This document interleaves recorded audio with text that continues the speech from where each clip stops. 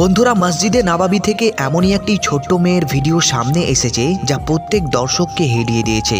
এই মেয়েটি নবী করিম সাল্লাল্লাহু আলাইহি ওয়াসাল্লামের কবর মোবারকের দিকে ইশারা করে এমনভাবে কাঁদছে যে দেখতে দেখতে সবাইকেও কাঁদিয়ে দিয়েছে।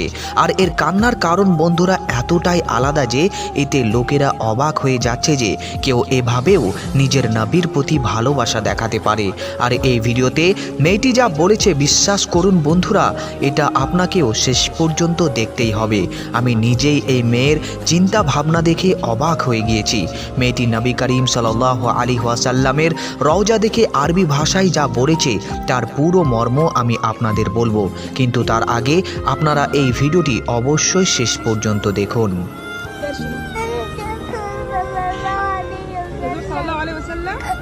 طيب بتبكي ليه؟ احنا ما عندنا يوم مش هنخش نزوره. بتبكي ليه؟ احنا جنبه صلى الله عليه وسلم. خلاص لما نمشي خلاص اصبر نزوره نسلم عليه ونقول له السلام عليك يا رسول الله، السلام عليك يا حبيب الله. طيب أنا عارف بكيت ليه؟ ليه؟ عشان هو ميت. ميت لكن مع ربنا، قاعد مع ربنا فوق في حته حلوه اسمها الجنة. اسمها الجنه. ايوه قاعد مع ربنا. الجنة فوق. ها؟ فوق مع ربنا عشان هو زول كويس. هو يعني نجيب أكيد ولا عنده أكل بعده أكل. صلى الله عليه وسلم بيجي كنت أنا وديك أكل. يعني صلى الله عليه وسلم طيب. إذا بتسميه رسول الله.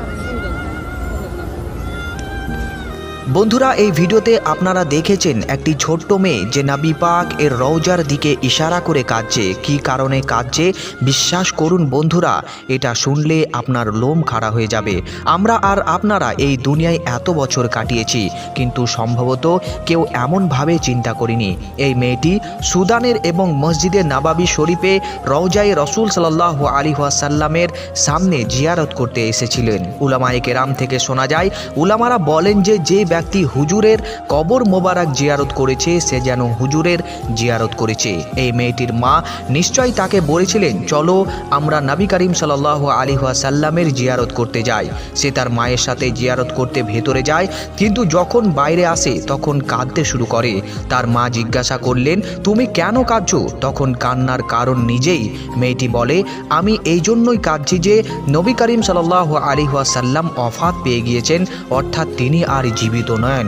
মেয়েটিকে যখন বলা হয়েছিল যে আমরা হুজুর সাল্লাল্লাহু আলাইহি ওয়াসাল্লামের জিয়ারত করতে যাচ্ছি, তখন সম্ভবত সে ভেবেছিল যে সেখানে একটি কুরসি থাকবে, একটা তাজ থাকবে যার উপরে আমার নবী সাল্লাল্লাহু আলাইহি ওয়াসাল্লাম বসে আছেন এবং আমি তাকে দেখতে পাবো।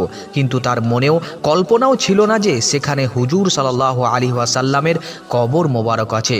যখন মা তাকে বললেন যে হুজুর ওফাত পেয়েছেন, তখন এটা শুনে মেয়েটি ফুপিয়ে ফুপিয়ে কাঁদতে লাগলো এবং কাঁদতে কাঁদতে রওজায়ে শরীফের দিকে ইশারা করে তার মাকে জিজ্ঞাসা করছে নবী কোথায় গেলেন?